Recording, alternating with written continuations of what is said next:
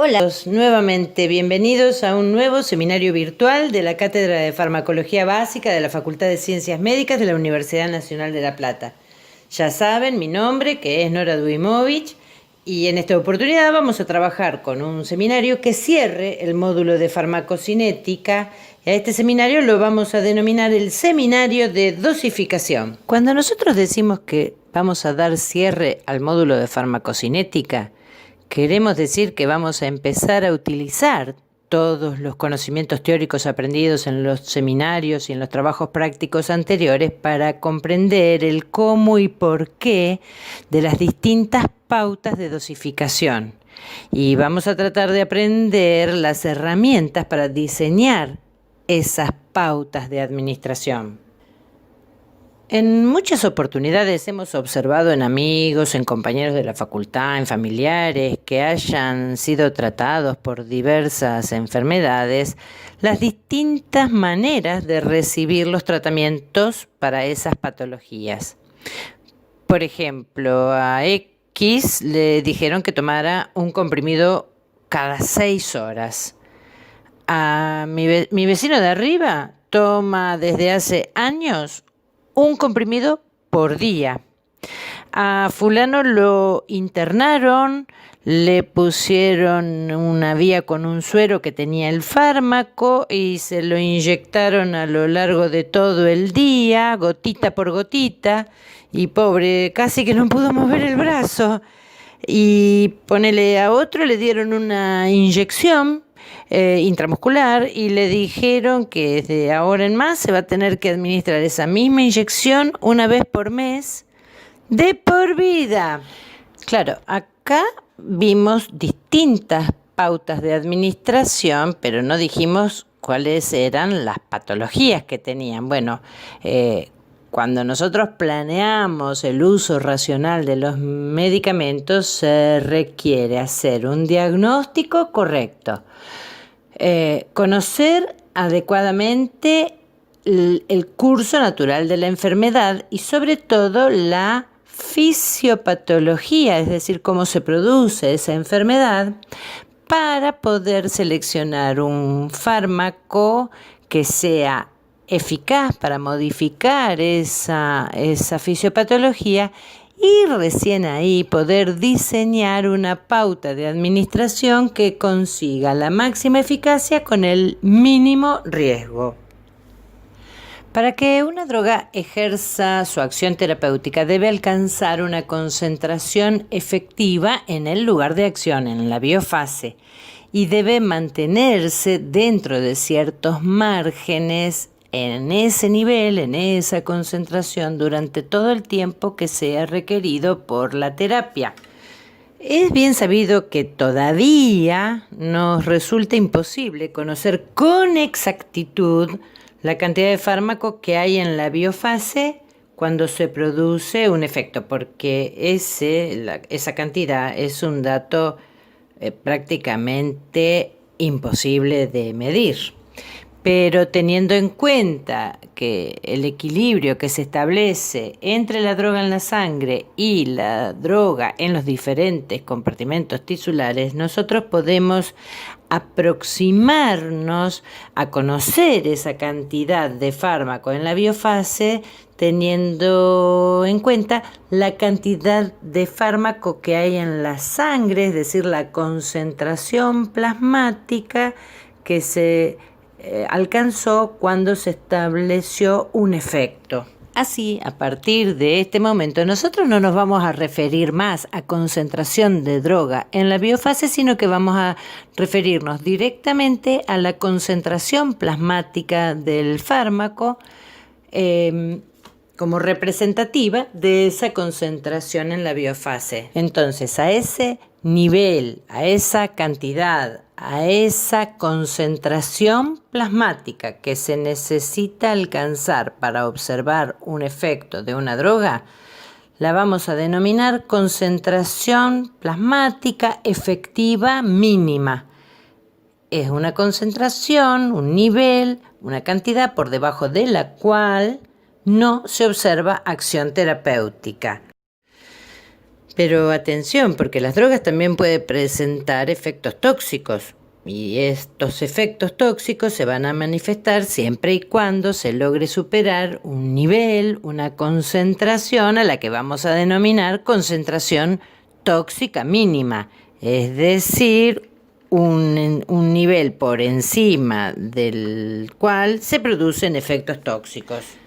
En la siguiente gráfica característica del capítulo de farmacocinética vamos a observar un eje de coordenadas en los que graficamos en ordenadas la concentración plasmática de la droga y en abscisas el tiempo. Así entonces vamos a marcar una primera línea de concentración efectiva mínima y una línea superior de concentración efectiva máxima, o si a partir de ese nivel se empiezan a observar los efectos tóxicos, sería la concentración tóxica mínima. Después de la administración de un fármaco, por la vía que sea, se empiezan a observar aumentos crecientes de la concentración plasmática de ese fármaco, por la llegada de ese fármaco a la sangre. Recién cuando se pueda superar el nivel correspondiente a la concentración efectiva mínima, se va a poder observar un efecto.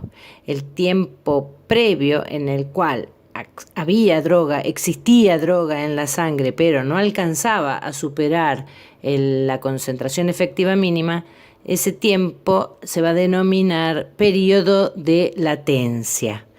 La duración de la acción del fármaco se va a corresponder con todo el tiempo que el fármaco en la sangre se encuentre por encima de la concentración efectiva mínima. Y cuando las concentraciones plasmáticas empiecen a caer y caigan por debajo de la concentración efectiva mínima, ya va a haber droga en la sangre, pero no va a ser suficiente para observar un efecto.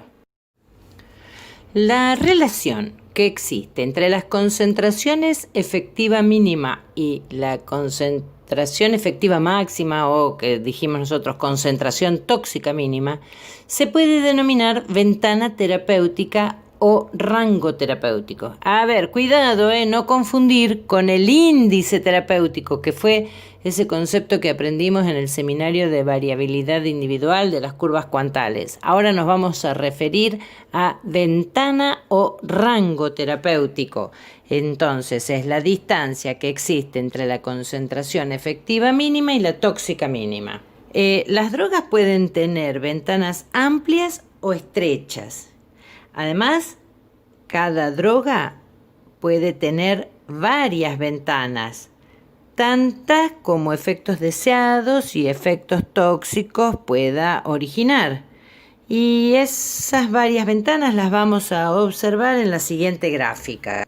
La droga imaginaria que hemos graficado en este eje de coordenadas es una droga que posee 3 efectos deseados, y cada uno de esos efectos deseados se logra después de superar una concentración efectiva mínima. Por eso les pusimos concentración efectiva mínima 1, 2 y 3 a las líneas inferiores de concentración plasmática, y 2 efectos tóxicos. Por eso les pusimos concentraciones tóxicas 1 y 2 a los niveles que había que superar en el plasma para que se observaran esos 2 efectos tóxicos. Las líneas verticales están indicando la relación que existe entre cada uno de los efectos deseados y de las concentraciones que se necesita alcanzar para cada uno de los efectos deseados y las concentraciones que se necesita alcanzar para cada uno de los efectos tóxicos. Así, las líneas verticales marcan los diferentes rangos o ventanas terapéuticas, y como verán hay muchos para una sola droga. Todo tiene que ver con cuántos efectos deseados y cuántos efectos tóxicos pueda lograr esa droga. Ahora, sería imposible recordar todas las ventanas terapéuticas de todas las drogas. Nuestra tarea es recordar solo aquellas drogas que poseen que presenten ventanas terapéuticas estrechas y aprender a diseñar las mejores pautas de dosificación para poder manejarlas con mucho cuidado sin causar efectos tóxicos. Así que si nosotros aprendemos a trabajar, a diseñar pautas de administración para drogas que tienen rangos terapéuticos pequeños, bueno, después trabajar con drogas que tengan amplios rangos terapéuticos nos va a resultar sumamente fácil. El diseño de una pauta de administración requiere predecir cuál será el curso temporal de la concentración plasmática de un fármaco para saber cuándo comenzará a observarse el efecto terapéutico y cuánto tiempo durará esa acción. Para entender entonces las variaciones del curso temporal de la concentración plasmática de los fármacos, es decir, cómo se van a modificar en función del tiempo, vamos a tener que definir primero que existen distintas modalidades o regímenes o pautas de dosificación. Vamos a empezar a analizar lo que es un régimen de dosis única, es decir, el tratamiento consta de una sola dosis y después lo vamos a complicar tratando de entender los regímenes de dosis múltiples. Así entonces, un régimen de dosis única se refiere a una situación que se presenta cuando el tratamiento farmacológico para un paciente consiste en la administración de una sola dosis. Tenemos varios ejemplos de tratamientos de dosis única. Por ejemplo, los que se denominan tratamientos de profilaxis. Profilaxis quiere decir evitar. Por ejemplo, una vacuna se administra una sola vez. Puede ser un antimicrobiano que se administra una sola vez previo a una intervención tal que se sabe que va a producir o que puede producir bacteriemia, es decir, llegada de bacterias a la sangre. Muchas veces, ejemplo de esto lo hemos tenido yendo al dentista antes de la extracción de una muela, nos hace tomar un antibiótico sabiendo que en el momento en que va a remover la raíz de la muela, muchas de las bacterias que habitualmente están en la boca van a llegar a la circulación. Y otros ejemplos de regímenes de dosificación de dosis únicas son aquellos que corresponden a tratamiento de situaciones que ceden totalmente después de la administración de una sola dosis del fármaco. Por ejemplo, un dolor de cabeza, o un dolor por un proceso inflamatorio agudo, a tener un broncoespasmo ocasional, ceden con la administración, son ejemplos de situaciones que pueden ceder con la administración de una única dosis de un fármaco. A su vez, de acuerdo a la situación clínica que estemos considerando, podemos necesitar que el efecto deseado sea logrado en forma inmediata o a veces en forma diferida. Por ejemplo, un dolor agudo requiere el inicio de acción lo antes posible, pero una vacuna puede ejercer su efecto en forma diferida porque no se necesita que el efecto protector sea alcanzado instantáneamente. Y ahora nos vamos a referir a lo que es un régimen de dosis múltiples. Obviamente se refiere a un plan de tratamiento farmacológico que consiste en administrar varias veces la misma dosis del fármaco. Estos planes generalmente se utilizan para tratamiento de patologías crónicas o aquellas que pueden ser controladas en un intervalo más prolongado de tiempo. Vamos a dar ejemplos, tratamiento de la hipertensión arterial, un tratamiento anticoagulante oral en pacientes que presentan reemplazos de válvulas cardíacas, el tratamiento del dolor crónico producido por la inflamación crónica de las articulaciones en los pacientes que tienen artritis reumatoidea, el uso de anticonceptivos orales, son todos ejemplos de regímenes de dosificación de dosis múltiples. Y por último vamos a referirnos a lo que se denomina un régimen de infusión continua. Esto se refiere a la administración de un fármaco en un periodo de tiempo asignado que se mantiene generalmente durante 24 horas. Por ejemplo, la administración de los sedantes que se usan para que un paciente que esté bajo asistencia respiratoria mecánica, es decir, con respirador artificial, se adapte al ritmo de respiración puesto por la máquina.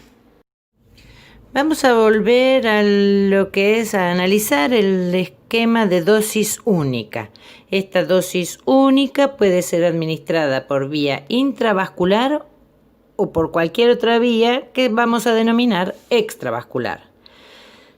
Esta administración de una dosis única de un fármaco se utiliza con carácter esporádico, por ejemplo, un analgésico o un hipnótico.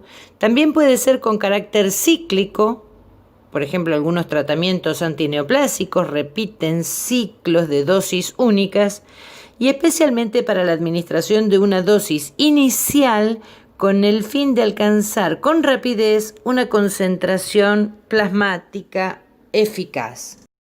Después de la administración de una dosis única en inyección intravenosa rápida, observamos que las concentraciones plasmáticas de la droga aumentan, alcanzan una concentración máxima y a partir de ese momento empiezan a disminuir. ¿Por qué caen las concentraciones plasmáticas de la droga? Bueno, primero porque ya no hay más nuevos ingresos de droga y porque empiezan a disminuir, porque empiezan a predominar los procesos de distribución, metabolismo y eliminación del fármaco.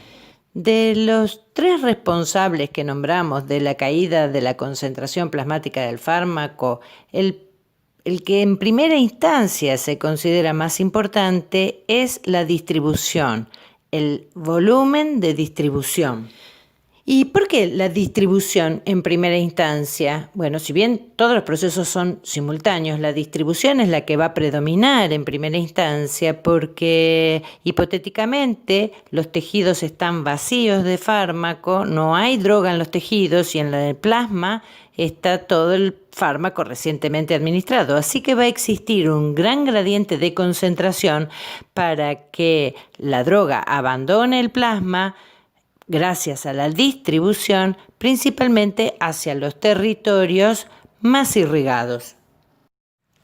Así que, teniendo en cuenta el dato del volumen de distribución, podemos calcular la dosis necesaria para lograr una concentración plasmática deseada, haciendo un cálculo que es multiplicar la concentración plasmática a la que queremos llegar por el volumen de distribución. Esto es directamente proporcional. Cuanto más espacio, más volumen tenga la droga para escaparse del plasma y caer la concentración plasmática, más grande va a tener que ser la dosis de carga. Y decimos dosis de carga o de impregnación porque es la dosis que se administra con el propósito de lograr rápidamente las concentraciones plasmáticas efectivas. Si tuviésemos que hacer el cálculo de una dosis única administrada por vía extravascular, utilizaríamos los mismos parámetros, el de la concentración plasmática y el del volumen de distribución. Nada más que vamos a tener que tener en cuenta que como media un proceso de absorción, habrá que estar atento a que la biodisponibilidad pueda llegar a ser menor del 100%, como es en el caso de la vía intravenosa. Y ahora vamos a referirnos a los esquemas de dosificación que se denominan de dosis múltiples, que son la forma más ampliamente utilizada para mantener un tratamiento crónico. Ahora, ¿qué diferencia hay entre tomar varias veces dosis únicas repetidas o estar bajo un plan de régimen de dosificación múltiple?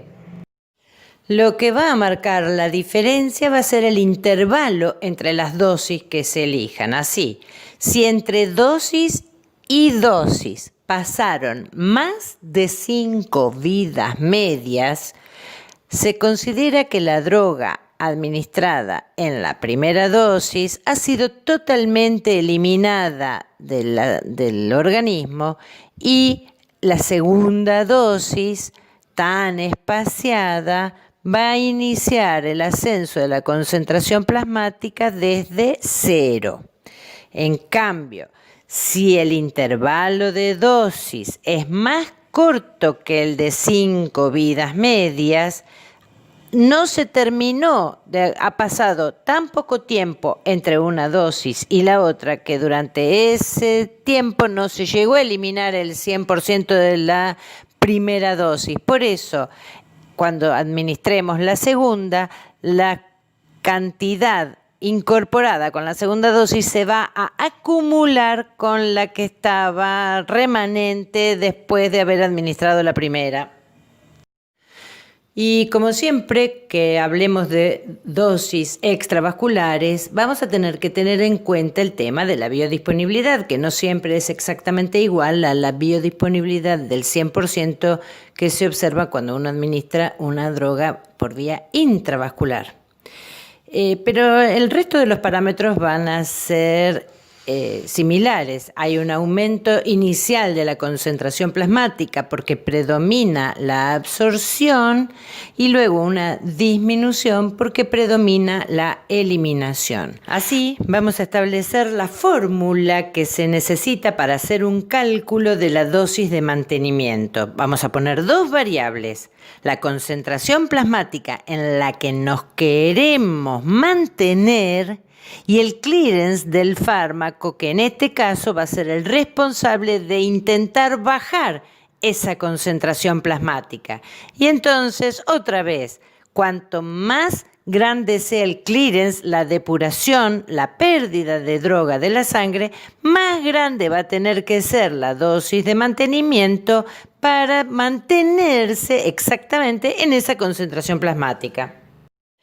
Así que si nosotros administramos un plan de dosis múltiple que permita la acumulación de droga en el organismo, después de 4 a 5 vidas medias de eliminación, va a llegar un momento en que la cantidad de droga ingresada en el organismo y la cantidad de droga que sale del mismo van a tener el mismo valor.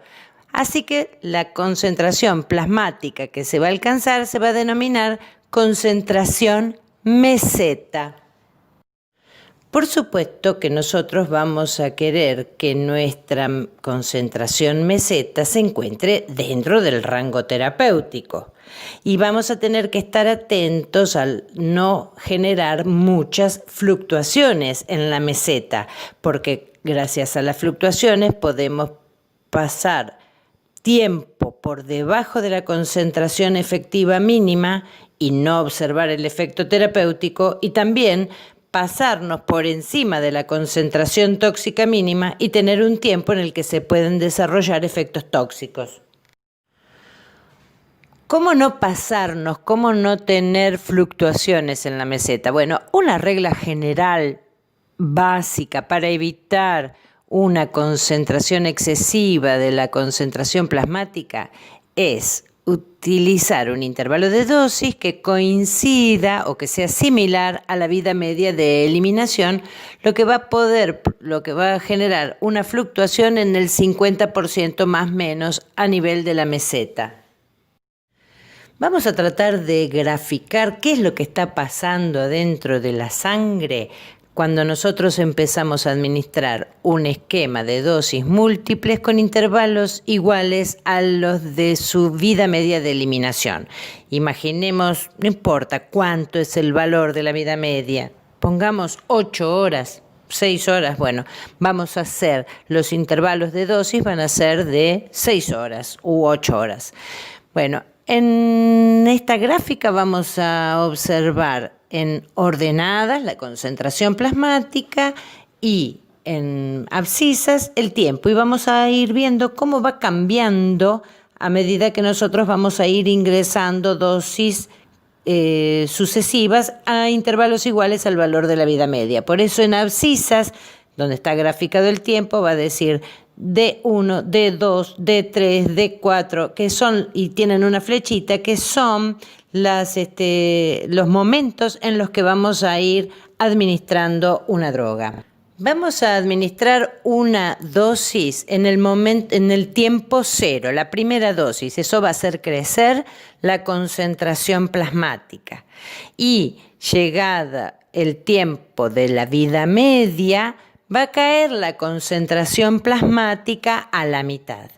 En ese momento le vamos a administrar la segunda dosis que va a hacer subir la concentración plasmática, pero no desde el cero, sino desde la cantidad que había en el plasma, que era la mitad de lo que había llegado con la primera dosis. Estamos haciendo una acumulación.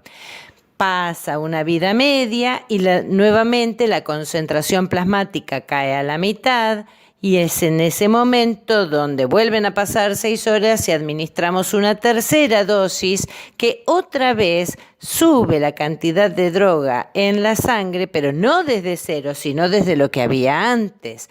Y otra vez otra vida media y disminuye la concentración plasmática y volvemos a ingresar la cuarta dosis, y ya vamos viendo que la cantidad ingresada y la cantidad que salen son la misma, y estamos hablando de estar alcanzando la concentración meseta, con estas fluctuaciones que van hasta arriba y hasta abajo con una diferencia de un 50%. Así que vemos que cuando han pasado alrededor de 4 o 5 vidas medias, la cantidad de droga que ingresó y la cantidad de droga que salió del organismo fue aproximadamente la misma. Por eso se puede lograr establecer lo que se denomina la concentración meseta. Acá la pusimos en una línea punteada que marca la concentración promedio entre los niveles máximos y los niveles mínimos del fármaco en la sangre, y en otra línea punteada les estoy poniendo qué hubiese pasado si hubiésemos dado una dosis única y no hubiésemos repetido las dosis 2, 3, 4 y sucesivas. Bueno, y ahora vamos a hacer el ejercicio calculando una dosis de mantenimiento que sean 4 comprimidos por día. No voy a decir de cuántos miligramos viene cada comprimido, nada más 4 comprimidos por día, y ver qué pasa si los administramos a intervalos iguales al de la vida media. Administramos la primera dosis, la concentración plasmática sube, en una vida media cae a la mitad, y en ese momento le damos la segunda dosis, que notamos que hace subir la concentración plasmática, pero no desde cero, sino desde lo que había antes, en la primera. Con la segunda vida media va a caer la concentración plasmática a la mitad, y ahí es el momento de la tercera dosis, y bajamos otra vez en una vida media, bajamos a la mitad de lo que habíamos conseguido, momento de la tercera dosis, y seguimos aumentando la concentración plasmática, ya no tan aumentos tan considerables, sino que se van a ir manteniendo siempre dentro de un nivel está relativamente estable, ahora que han pasado 4 vidas o 5 vidas medias desde el inicio de la administración. Así nos vamos a mantener durante todo el tiempo que sigamos administrando, porque la cantidad de droga que llega es la misma cantidad de droga que sale, hasta que lleguemos a demostrar en una línea verde que les voy a aparecer ahora, que es el nivel meseta. Y ahora vamos a hacer una prueba. Estábamos hablando de 4 comprimidos diarios, pero ahora vamos a cambiar el intervalo de dosis. Ahora vamos a dar 2 comprimidos cada 12 horas, de manera tal que a lo largo del día van a seguir siendo 4 comprimidos, pero vamos a cambiar el intervalo de dosis a ver qué pasa con la llegada de la concentración plasmática a la meseta y la altura de la meseta. Entonces, a la primera hora, la 0 hora, le damos 2 comprimidos para que la concentración plasmática ahora suba al doble de lo que estaba subiendo en el ejemplo anterior. En una vida media, la concentración plasmática cae a la mitad y nosotros ahora no le damos la segunda dosis. Vamos a dejar pasar otra vida media para que recién ahí la concentración plasmática caiga a la mitad de la mitad y darle la segunda dosis. Y otra vez, un ascenso de la concentración plasmática con los 2 comprimidos juntos, una caída en la primera vida media y no le vamos a volver a dar, dejamos pasar una segunda vida media para que la concentración plasmática vuelva a caer a la mitad.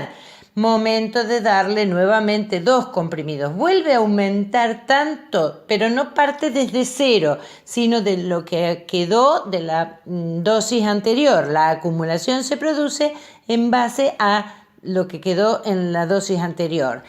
Otra vez el descenso en la primera vida media, no le damos, dejamos pasar otra vida media y un nuevo descenso para recién ahí, otra vez 2 comprimidos, ascenso grande por los 2 comprimidos y ahora descensos que ya directamente no les marco la línea punteada, les marco a dónde fue a parar después de 2 vidas medias de eliminación la concentración plasmática, momento de darle otra vez los 2 comprimidos y otra vez el descenso y ya observamos que existe otra vez un nivel meseta que se alcanza a las 4 o 5 vidas medias independientemente del intervalo de dosis y la altura. Por ser la misma dosis de mantenimiento diaria, la altura de la meseta es la misma. Y ya que estamos probando, vamos a dar un último ejemplo. Vamos a mantener esa dosis de mantenimiento, es decir, lo que calculamos a lo largo del día, 4 comprimidos por día. Pero ahora vamos a hacer la prueba, a ver qué pasa con la concentración plasmática si le damos los 4 comprimidos todos juntos. Vamos a cambiar el intervalo de dosis. Entonces, en la primera dosis, a la primera hora, va a tomar los 4 comprimidos, con eso va a haber un aumento elevadísimo de la concentración plasmática porque llegó mucha droga junta y a medida que pasa el tiempo va a ir pasando una vida media, cae a la mitad, otra vida media, cae a la mitad, otra vida media a la mitad y por último pasaron 4 vidas medias y estamos casi en 0. Pero dijimos que el 0 se alcanza entre la 4ª y la 5ª vida media, pero no llega al 0. En este momento, otra segunda dosis, ha pasado todo un día, de 4 comprimidos, con lo cual la concentración plasmática nuevamente aumenta y otra vez van pasando las vidas medias, la concentración plasmática cae siempre a la mitad, a la mitad, a la mitad y otra vez casi que llega a 0. Después ustedes sacan las cuentas mirando los números de concentración plasmática que están ordenadas, van a ver que no les miento, que siempre se alcanza, están marcando los puntos la mitad, de la mitad, de la mitad, de la mitad, y en la última ingesta de 4 comprimidos hace crecer otra vez la concentración plasmática y no le vamos a repetir hasta que pasen 4 vidas medias. Bueno, ¿qué pasó con el nivel meseta? Juntemos los puntos, está a mitad de camino entre las concentraciones máximas y mínimas. Es esa concentración que está cercana a 4, no sabemos 4 qué, 4 miligramos por litro, por ejemplo. Es la misma altura de la meseta, lo que cambió mucho fueron las fluctuaciones alrededor de la meseta. ¿Por qué? Porque hicimos una acumulación de dosis, ¿no? Modificamos el intervalo de dosis. Y ahora para finalizar, ¿saben qué hicimos?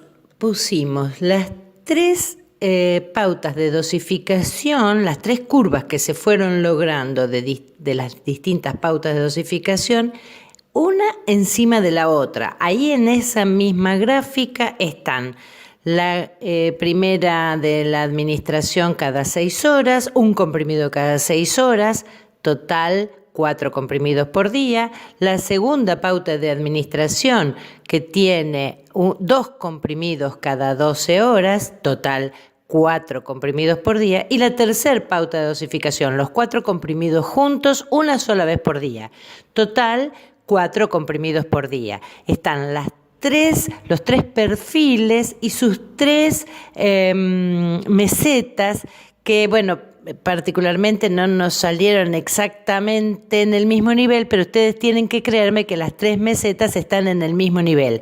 ¿Qué fue lo que cambió? ¿La dosis diaria? No, la dosis diaria fue siempre 4 miligramos.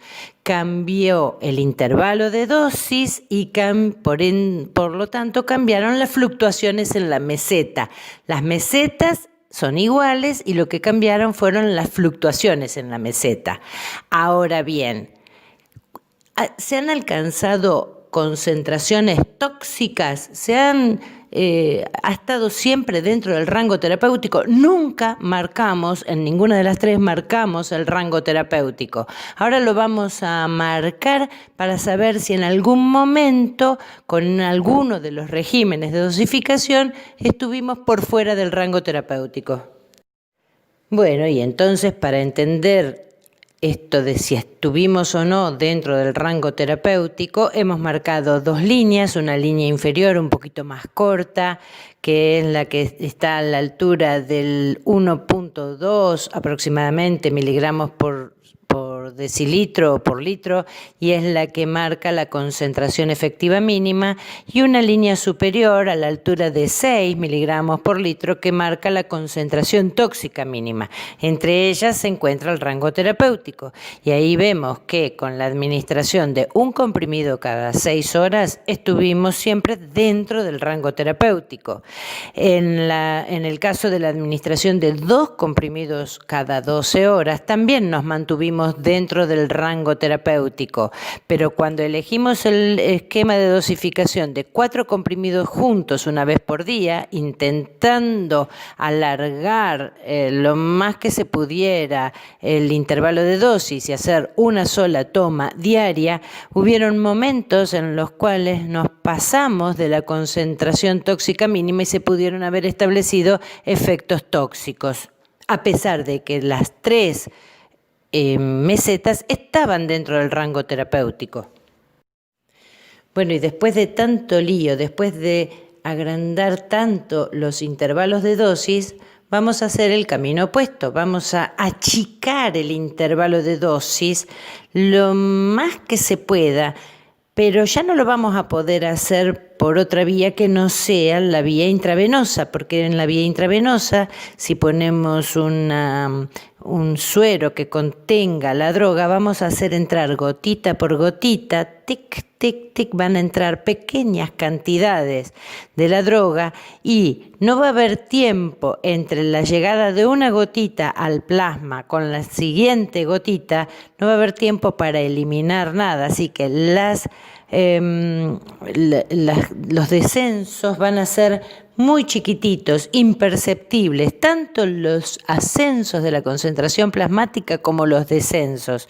Entonces, se observa casi una línea continua que si la pudiésemos mirar con una lupa se vería unos serruchitos muy chiquititos de pequeñísimos ascensos y pequeñísimos descensos y un intervalo entre ascenso y ascenso tan chiquitito que se vería casi como una línea recta como la que estamos mirando ahora. Así que esta gráfica de concentración-tiempo que parece mentira, empieza desde abajo, desde cero, como decimos nosotros, corresponde a la administración intravenosa de drogas en infusión continua. Sí, es endovenosa. Bueno, ¿y cuál es la ventaja de tener a alguien internado con un suero que le vaya cayendo gotita por gotita a lo largo del día, toda la dosis? ¿Para qué usamos el régimen de infusión continua? ¿Para cuándo nos es útil?